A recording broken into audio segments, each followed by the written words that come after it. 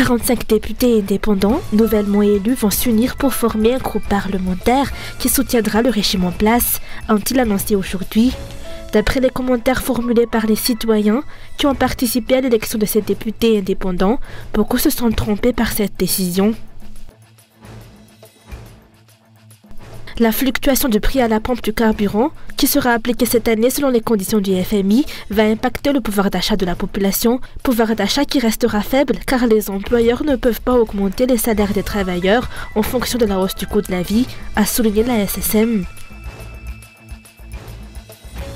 Dans l'actualité internationale, l'ouragan Beryl, qui a déjà fait au moins 7 morts et d'énormes dégâts dans le sud-est des Caraïbes, doit frapper la Jamaïque mercredi avant de frôler ou survoler dans la nuit de mercredi à jeudi les îles Caïmans.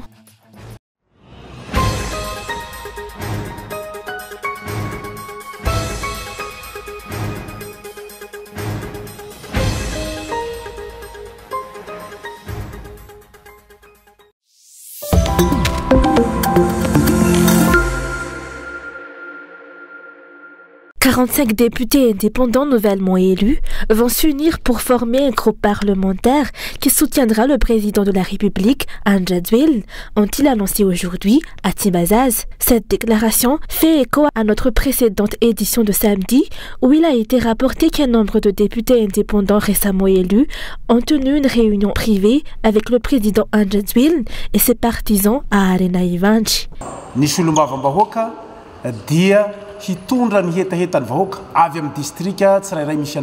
Les députés sont responsables de représenter les besoins de la population dans leurs districts respectifs. Suite aux résultats officiels des élections, des appels ont été lancés aux députés indépendants récemment élus et 45 d'entre nous partagent le même point de vue. Nous nous engageons à défendre les intérêts du peuple et à soutenir le régime en place. À cet effet, nous prévoyons de former un groupe parlementaire lors de la session spéciale à venir, regroupant les élus indépendants. Cette réunion vise à informer les électeurs qui nous ont choisis et à leur assurer que nous maintiendrons notre indépendance tout au long de notre mandat de 5 ans à l'Assemblée nationale, afin de respecter le choix du peuple exprimé dans nos districts respectifs. Des sources sur place ont appris que Fan Mezantou Anjianzanaaj, député indépendant de Mananjin, sera le président de ce groupe parlementaire des indépendants. D'après les observations et les commentaires formulés par les citoyens qui ont participé à l'élection de ces députés indépendants, beaucoup se sont trompés par cette décision. La session spéciale de l'Assemblée nationale, prévue la semaine prochaine, apportera davantage d'informations concernant cette déclaration.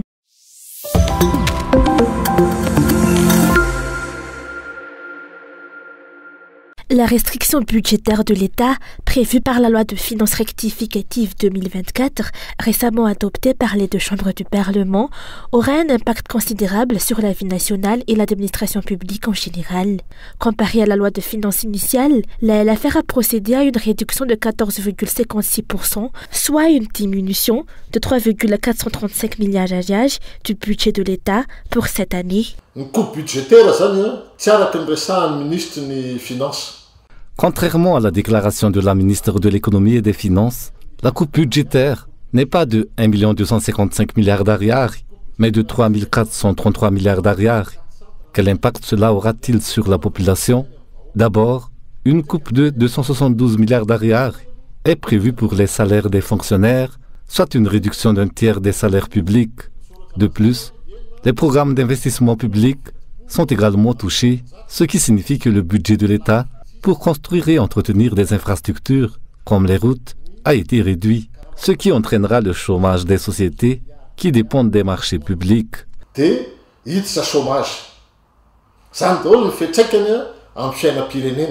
Selon cet analyste politique et économiste, on peut également se demander comment les travaux de construction de l'autoroute peuvent se poursuivre compte tenu de cette coupe budgétaire, étant donné que ce projet est financé exclusivement par l'État.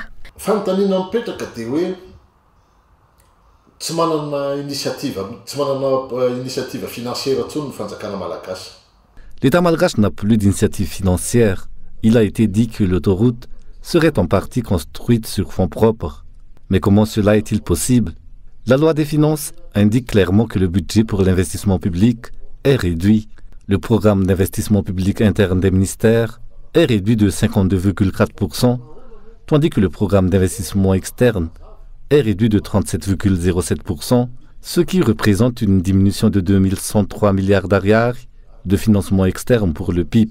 On se demande alors d'où proviendra l'argent prévu pour financer ce projet. Il semble y avoir une incohérence avec la loi des finances. N'oublions pas que cette loi des finances a été élaborée en concertation avec le FMI. Préalable négociation tamin'ny FMI. Zany hoe ino zany loi de finances mifanarahana tamin'ny FMI. Les rapports financiers entre l'État et les compagnies de distribution pétrolière demeurent non transparents. Le peuple malgache est accablé par les dettes suite à cette tendance à manquer de transparence de la part des dirigeants actuels. Voalohany nisy fotoana raha tadiditsika tsara. Nidina be ny vidin'ny solika tamin'ny tsena iraisam-pirenena. Rappelons qu'il y a eu un moment où le prix du carburant a fortement chuté à l'échelle internationale. Pourtant, le prix local a été maintenu pour compenser les sommes dues aux compagnies pétrolières. Le problème est que ces transactions manquent de transparence. Les montants que l'État doit à ces compagnies et ce que ces compagnies doivent à l'État ne sont pas clairs et cela crée une incertitude sur les obligations financières de chacun. Pourquoi ces questions restent-elles non transparentes? Le directeur général de l'Office malgache des hydrocarbures est devenu ministre, mais malgré cela, il n'y a toujours pas de transparence sur ces questions.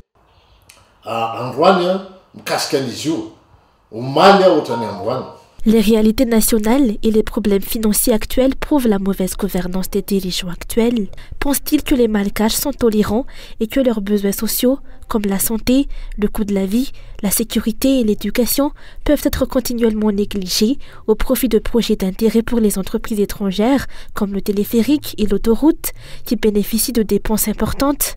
Ou bien, les difficultés du peuple sont-elles tout simplement ignorées, expliquant ainsi la réduction du budget de cette année?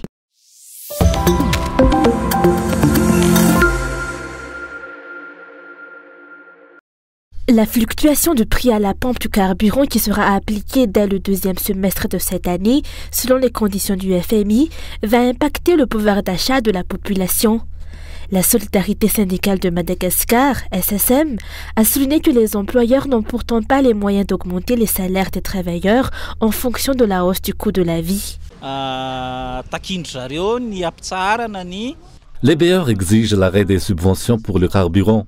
Cela veut dire que le prix du carburant va augmenter ou que la vérité des prix va être appliquée. C'est sur ce point que nous lançons un appel au secours, car cette augmentation va se répercuter sur le pouvoir d'achat de la population. Cela va induire une augmentation des coûts du fret maritime qui impacteront le prix des produits importés. En même temps, les taxes douanières vont augmenter car elles tiennent compte du prix de la marchandise et du coût du fret maritime. Une telle situation aura donc un impact sur l'économie du pays. En d'autres termes, avec la hausse du prix du carburant, les voyants seront au rouge pour les ménages et les travailleurs. Vu la morosité des différents secteurs d'activité, les investisseurs n'ont pas la possibilité d'augmenter les salaires. Conclusion, les travailleurs, obligés de vivre les réalités du pays, seront en difficulté.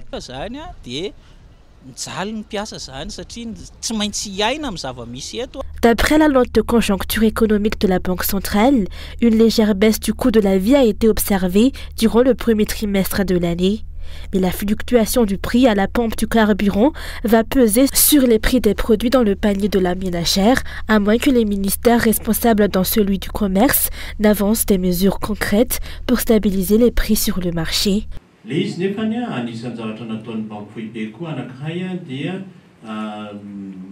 La Banque centrale a aussi stabilisé les taux de change, un des facteurs qui limite l'augmentation des prix sur le marché. Depuis quelques mois, l'arrière s'est apprécié. Il n'y a aucune collaboration. Avec la fluctuation du prix du carburant, nous allons travailler avec le ministère du Commerce pour en déterminer les impacts sur les prix sur le marché. Le coût de la vie ne repose pas uniquement sur des aspects techniques tels que l'appréciation de la monnaie nationale par rapport aux devises de référence, ni sur la stabilisation de l'inflation. Il y a des actions entreprises par ailleurs. Le taux d'inflation actuel est estimé à 7,6% par la Banque centrale. Une inflation que peinent déjà à supporter les ménages du pays avec un salaire minimum nettement insuffisant pour couvrir les besoins au quotidien des familles. Une augmentation du prix du carburant les plongera un peu plus dans les affres de la misère.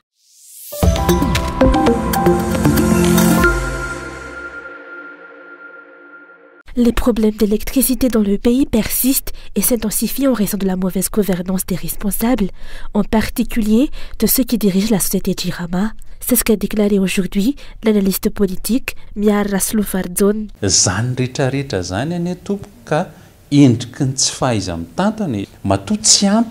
Toutes ces réalités reflètent une mauvaise gouvernance.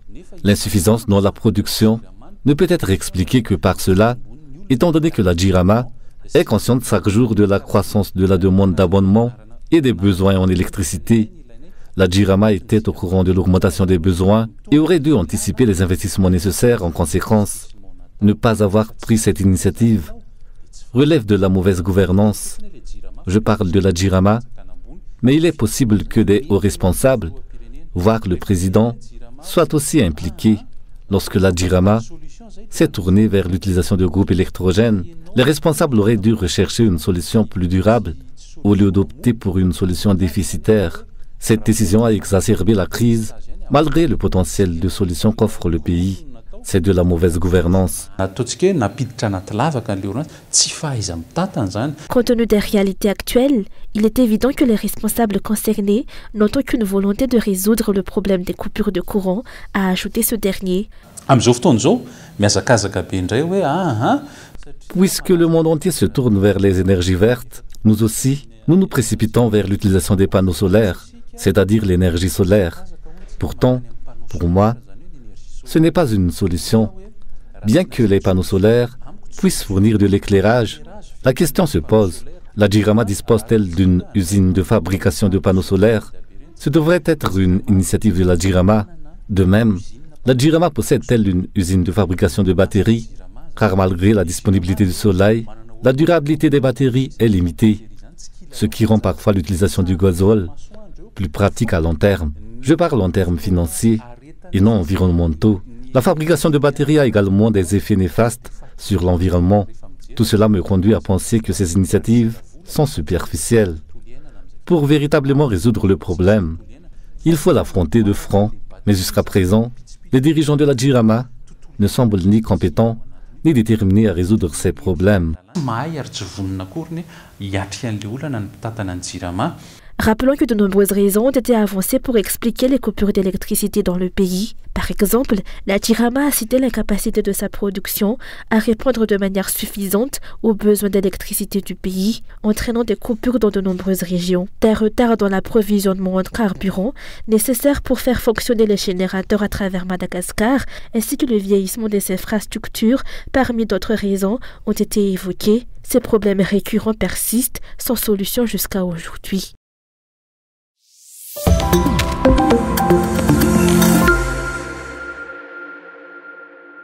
Le régime en place est le régime qui a accumulé le plus grand nombre de promesses non tenues de l'histoire du pays, ont affirmé les analystes politiques.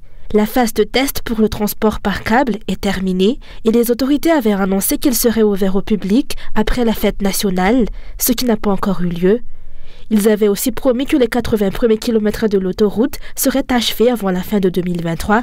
Mais récemment, ils ont annoncé que seulement 25 km seraient réalisés d'ici la fin de cette année. Aucune de ces promesses successives n'a été tenue. Elles semblent n'avoir été qu'un moyen pour apaiser le peuple. En plus de ces grands projets, de nombreuses autres promesses n'ont pas été honorées, selon les explications.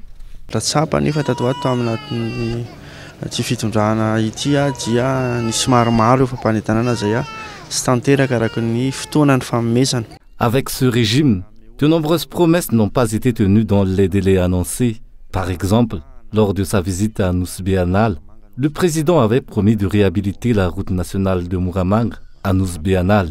De même, lors de sa visite à Antanambawaripus, il avait promis de réhabiliter leur chaussée. Le peuple se souvient de ces promesses non tenues et lorsqu'elles ne se sont pas concrétisées, ils ont puni les candidats pro-régime durant les élections, ce qui a conduit à la défaite cuissante de ces derniers.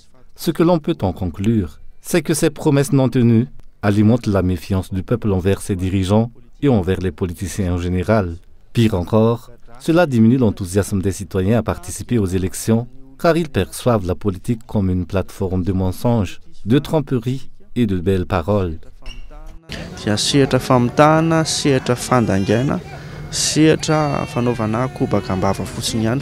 Le coût de la vie ne cesse actuellement d'augmenter, une préoccupation partagée par tous les Malgaches. Presque toutes les routes nationales sont en mauvais état. Madagascar continue de figurer parmi les pays les plus pauvres du monde. Malgré ce, le régime en place ose encore clamé haut et fort qu'il a accompli beaucoup dans le pays.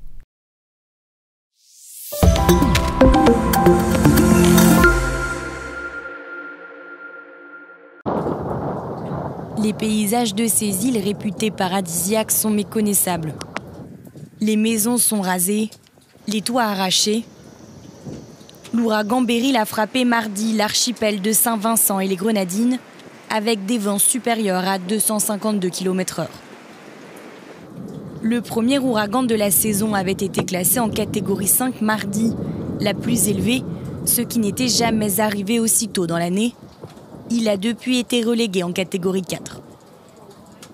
Selon le Centre américain des ouragans, il perd en intensité mais se dirige actuellement vers la Jamaïque, où ces pêcheurs tentent de protéger leurs bateaux des potentiels dégâts. Il faut garder espoir et prier pour que cela change, que l'intensité diminue. Parce qu'à Kariakou, une des îles de la Grenade, vous avez vu ce que ça a fait à Kariakou? L'ouragan a aplati l'île. Je n'aimerais pas ça en Jamaïque. Vent dévastateur, montée des eaux mortelles et vagues destructrices sont annoncées par les services météo en Jamaïque. Mais l'ouragan devrait aussi frapper l'État mexicain du Yucatan. La protection civile de la ville de Cancún essaye de rassurer les touristes qui ont déjà dévalisé les supermarchés. Je tiens à vous dire que nous prenons les dispositions nécessaires, notamment en ce qui concerne le carburant, les pièces détachées et l'équipement. Le personnel de l'État et du gouvernement fédéral est prêt à venir en aide à la population. Sur son passage, l'ouragan Beryl pourrait aussi toucher le sud d'Haïti et les îles Caïmans, placées en état d'alerte.